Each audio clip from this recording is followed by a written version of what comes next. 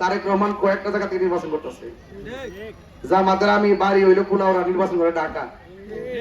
অসুবিধা আছে? তো মনে করছে গ্রাম অঞ্চলে মানুষ না, যদি কথাটা খাওয়ালে তারে চেষ্টা করে আর কি। এরা সংবিধান সম্পর্কে অজ্ঞ, জানে না। 2 নম্বর হলো ওনারা বলে দায়ের হিসাবের কি অবদান আছে এই এলাকার জন্য। একথার কয়নি বাজান, দোকান ভাড়ে বইয়া বইয়া কয়নি। এর একটা কথা কইতাম চাই, যারা কয় আমি মাধবপুর সোনারঘাটের কি উন্নয়ন করছি, এটা উত্তর হইলো আমি তো আগে স্বরাষ্ট্র মন্ত্রী আসলাম। মনে করেন আমি স্বরাষ্ট্র মন্ত্রী আছিলাম, আর মন্ত্রী দেখে মনে কাম কাম করছি না, তখন আমার পরে ধরছি আমি খিতা করছি। ঠিক আছে নি, ঠিক আছে নি। হ্যাঁ, কয়নি কয়নি কথা দিই। অথচ আমি যদি রাষ্ট্রের প্রতিনিধি হতে না পারি, আমি শুধু মাধবপুর কেন, ব্রাহ্মণবাড়িও কি কাজ করতে পারবো? হ্যাঁ, যদি প্রতিনিধি হইতে পারি, যে বাজেট দিবে ওই বাজেট অনুযায়ী শাখা প্রশাখা সব রাস্তাঘাট করতে পারবো। যদি ক্ষমতা বা প্রতিনিধি হওয়ার পর না করি, তখন আপনারা আমার ধরবেন, ঠিক নেই? আমি এখন আইসি না পড়ছাইতাম কি আইসি নিও। শেষ কথা কয়ে নাই, আমি আজকে আসছি আপনাদের ভোট চাওয়ার জন্য। আমি যদি ক্ষমতা পাই, আমি যদি প্রতিনিধি হইতে পারি, আল্লাহর রহমতে কথা দিয়া যায়, আমার কাছে শিক্ষা প্রতিষ্ঠান, স্বাস্থ্য সেবা, রাস্তাঘাট, কালভার্ট, ব্রিজ, এইগুলো আমার সামন লাগতো না।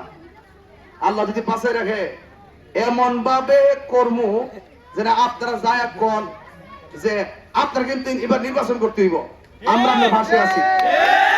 ঠিক আছে নি কথা, ঠিক আছে নি। পাস করার পরে আর খবর থাকে না।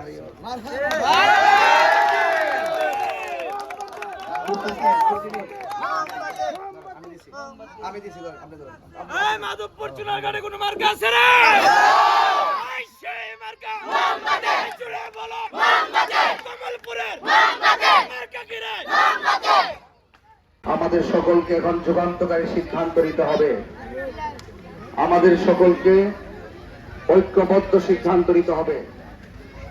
আপনারা জানেন বর্তমান দেশের যে রাজনীতি, এই রাজনীতিতে একটি প্রতিহিংসার রাজনীতি চলছে, রক্ত নিয়ে রাজনীতি করা হচ্ছে। আমি মনে করি ইসলামী মূল্যবোধের আলোকে একটি সুমহান সংসদীয় জায়গায় যদি দায়িত্ব গ্রহণ করা যায় কিংবা পাওয়া যায়, তাহলে সত্যের কথাগুলো আমরা দায়িত্বহীনভাবে বলতে পারবো। আজকে সংসদে অনেক ধরনের বাজেট পাস হয়, সেই বাজেটগুলো পুঙ্খানুপুঙ্খানুভাবে আমাদের বন্টন না থাকার কারণে আমাদের অনেক আঞ্চলিক রাস্তাগুলো কাঁচা থাকে, ভাঙ্গা থাকে। কারণ আমরা মনে করি রাজনীতি হবে মানুষের জন্য। জোরে বলেন কার জন্য? মানুষের জন্য। আমরা মানুষের জন্য রাজনীতি করব, মানুষের কল্যাণে কথা বলবো। আজকে বাংলাদেশের যে বর্তমান প্রেক্ষাপট এতই নাজুক হয়ে গেছে, কবর থেকে লাশ তুলে আগুন দিয়ে পুড়িয়ে দেওয়া হয়, 90টির মাজার ভেঙে দেওয়া হয়েছে। এটা কোনো রাজনীতির ভাষা কিংবা রাষ্ট্রের জন্য কল্যাণ বয়ে আনবে না। আমি মনে করি যার যার ধর্ম সে স্বাধীনভাবে পালন করবে, আমরা কেউ কাউকে হস্তক্ষেপ করব না।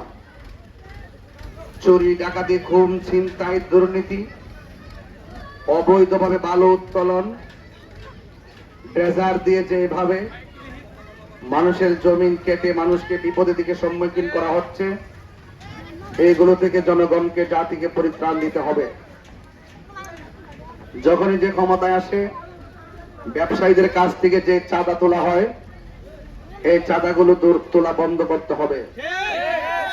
মা বোনদের যে মূল্যবোধ আছে, সেই মা বোনদের মূল্যবোধকে জাগিয়ে তুলতে হবে। তাদের আত্মমর্যাদায় কাজ করতে হবে। তরুণদের অসম্ভব সম্ভাবনার জায়গা কর্মসংস্থান।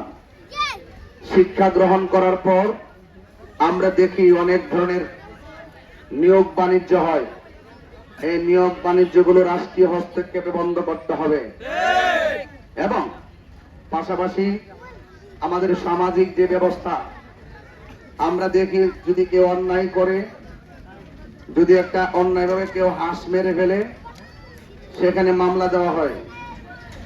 মনে করেন একটা অন্যায় করছে 2 জন, কিন্তু প্রতিহিংসার বশবর্তী হয়ে মামলা ঢোকায় দেওয়া হয় 300। এই যে মামলা বাণিজ্য, মামলার ধরন, সিস্টেম, এগুলো পাল্টাতে হবে। আর আমি যতই এই দেশে যতই রাজনীতিবিদ বলেন, সমাজের কল্যাণে কেউ কথা বলে না, সবসময় আধিপত্য দেখায় কথা বলে। আমি এমপি সাহেব, আমার সামনে আইতে গেলে হিসাব করে আয়ো, সাবধান। কি যে ডরা, আসলে যে একজন প্রতিনিধি মূলত ভয়ের ব্যক্তি না, ভালোবাসার ব্যক্তি হতে হবে। আপনি যাকে দমক মারতেছেন, তার ভোটে কিন্তু এমপি হন। সেই ভোটারের কাছে আইসা কত লেকচার শুনছি, বহুত ব্রিজ আছে। ওইদিন গেছিলাম চুনারঘাট, খোয়াই নদীর উপর একটা ব্রিজ আছে। এই ব্রিজটা যখনই রাজনীতি মানে নির্বাচন আসে, এটা যে কতবার যে ফিতা টানছে আল্লাহ ছাড়া কেউ জানে না। যে আয়ে সে ফিতাটা টান দিয়ে কয় ইনশাল্লাহ এবার পেলাম, আর মানুষ তো ফিতা টান দাঁড়াইছে, এবার গর্বটি হই। যাই হোক, আপনারা আমার কথা হয়তো কিছু বুঝতেছেন যে ফিতা দিয়ে টানাটানি, দূরবীন দিয়ে টানাটানি, এইগুলোর রাজনীতি এখন শেষ হয়ে গেছে। ওই চা শ্রমিকদের কাছে যায় কি কয়, বক্তব্য দিয়ে এমন বক্তব্য দিয়ে মনে যেন হেরারে ইউরোপের একটা বাড়ি বাড়াই দিব। ভোটটা নেওয়ার পরে, ভোটটা নেওয়ার আগে জিলাপি টিলাপি খাওয়াইবো, আর ভোটটা নেওয়ার পরে আর তাদেরকে খুঁজে পাওয়া যায়। এইগুলা আশ্বাস শুনতে শুনতে মানুষ বিশ্বাস হারিয়ে নিছে, ত্যাক্ত হয়ে গেছে। কথা ঠিক আছে। তবে আমি একটা কথা বলে যাই, আমি আপনাদেরকে বড় বড় আশ্বাস দিতাম না, তবে আপনারা আমার বানাই দেন। তাহিরুদ্র 22 বছর যে ওয়াজ করছে, ওয়াদা খেলাপ করছে, কোন কাউকে ভয় করে কি হক কথা বলা বন্ধ করছে? দাঁতহীন ভাষায় কথা বলছি, অনেক জুলুমের শিকারও হয়েছি, মাঠ থেকে পালাই গেছি। তো সমাজের দায়িত্ব যদি পায়, যারা বলছে যে ওনার বাড়ি ব্রাহ্মণবাড়ি, এখন কিতা করছে, উনি এলাকার কি উন্নয়ন করছে, কোন কথাটা এরা আসলে সংবিধান জানে না। একটা লোক যে কোনো জায়গা থেকে নির্বাচন করতে পারে। আল্লাহর রহমতে এমন চিত্রই করার চেষ্টা করবো ইনশাল্লাহ। আর যেটা করেছি এটাই করবো, এমন কাজ করবো যদি দায়িত্ব পাই, যেন আপনারাই বলেন যে 55 বছর পর্যন্ত এই দেশে কত লোক আসলো আর গেল, তাহির হুজুর আইসা এমন কাজ করে গেছে, স্থানীয় প্রতিনিধিরা জীবনে কাজ করতে পারে নাই। এই বিশ্বাস আপনাদের আসেনি? ইনশাল্লাহ এটা আমি করব। আর মোমবাতি, এখন সবচেয়ে বড় একটা মজার খবর আছে, একটা হইতাম নি, রাস্তা দিয়ে গেলে বাদান সারা জীবন ছোট ফুল হয়েছে, তাহির হুজুর জাগারে আমি গেলে মোমবাতি জাগারে, ছোট বাচ্চারা পয়সা বুঝেনি, ছোট বাচ্চাকে মোমবাতি যেতেছে গারে। মানে বোঝা গেল মোমবাতি প্রতীকটা একটা জাতীয় প্রতীকে রূপান্তরিত হয়েছে। ঘরে ঘরে মোমবাতি জয় গান উঠেছে। এই জন্য হামকি তুমকি দিয়ে কাজ হবে না। আপনারা যারা হামকি তুমকি দেন, আপনারা এটা প্রথম প্রাথমিক রাজনৈতিক পরাজয়, ঠিক না বেটে?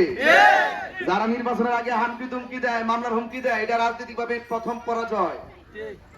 আপনি যদি সঠিক রাজনীতিবিদ হন, 12 তারিখের অপেক্ষা করে ব্যালট যুদ্ধে আসেন। বুলেটের পথ কারা বেছে নেয়? যারা রাজনীতিকে ঢাল হিসেবে ব্যবহার কইরা, মানুষের আবেগকে পুঁজি কইরা বিভিন্ন ধরনের হয়রানি করে, যারা রাজনীতির নামে মানুষের সঙ্গে অমানবিক আচরণ করে, তারাই নির্বাচনের আগে হামলা মামলার পথ বেছে নেয়। বুলেট নয়, ব্যালটের যুদ্ধে আসুন। আমার মোমবাতির সমর্থক আজকে যখন ঢুকছি, অনেক লোক কয় হুজুর এজেন্ট দিতে গেল হুমকি দেয়, আবার নির্বাচনে ব্যানার লাগালে হুমকি দেয়, মিছিল করতে দেয় না, হুমকি দেয়। আরে বাবা, হুমকি দেন কে লাগা?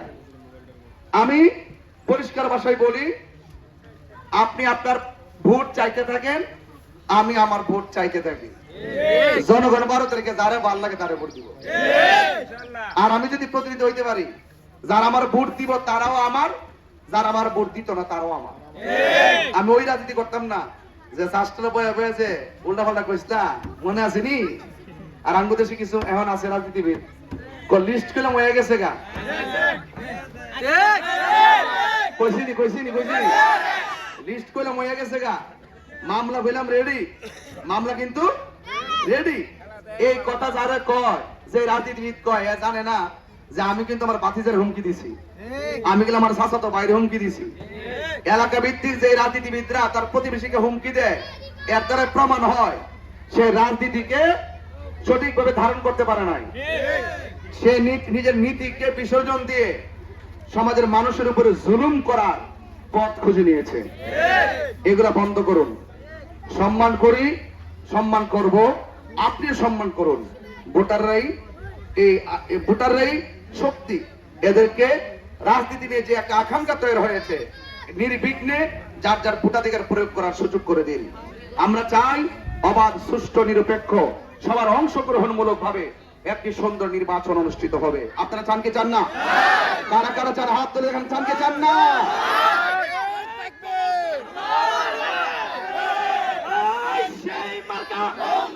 থাকলে বলো, জোরসে বলো, তোমার মার্কা, আমার মার্কা, সবার মার্কা, বাইরে হুজুরার, আনছে কিরা, জোরসে বলো, মার্কা কিরা,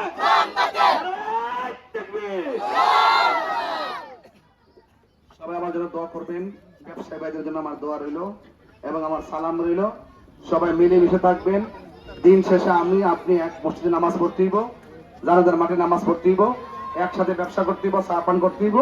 আমরা একসাথে চল, 12 তারিখের পর কিন্তু আবার আমরা একই থাকবো। কিন্তু এমন ভাবে নির্বাচনে এমন আঘাত সৃষ্টি করবেন না যে আঘাতের প্রতিফল আবার 10 বছর পর ভোগ করতে হইব। এই জন্য আপনারা ভালোবাসার রাজনীতি করেন, ঠিক আছে ইনশাল্লাহ? সবাই মিলেমিশে থাকবেন, কোনো ঝগড়া করবেন না, ভালো থাকবেন।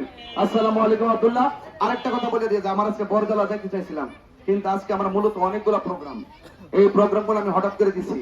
সেই জন্য আমার যে মূল প্রোগ্রামগুলো অনেক লোক আড়াইটা দিকে বসে আছে। হ্যাঁ, শাহজাহানপুর উচ্চ বিদ্যালয়ে বিশাল বড় প্যান্ডেল সাজায় প্রোগ্রাম, তেলিয়াপাড়ার প্রোগ্রাম, জগদীশপুর বাজারের প্রোগ্রাম, নোয়াপাড়া বাজারের প্রোগ্রাম, রতনপুরের প্রোগ্রাম, এবার আন্দিউরার প্রোগ্রাম। এই প্রোগ্রামগুলো সবগুলো আমাকে আজকে অংশগ্রহণ করতে হবে। এই জন্য আপনারা কষ্ট নিয়েন না। আর একটা মানুষ মাত্র 1 মাস 13 দিনে সব জায়গায় ঘুরতে পারেন। আপনি জানেন তো 600-র উপরে গ্রাম আছে, 21টা ইউনিয়ন আছে, 2টা পৌরসভা আছে, 189টা কেন্দ্র আছে, 5.5 লক্ষ ভোটার আছে। সবার কাছে যাওয়া সম্ভব? এই জন্য সবাই সম্ভব না, তো আমি বিশ্বাস করি ঘরে ঘরে তাহির হুজুর আছে।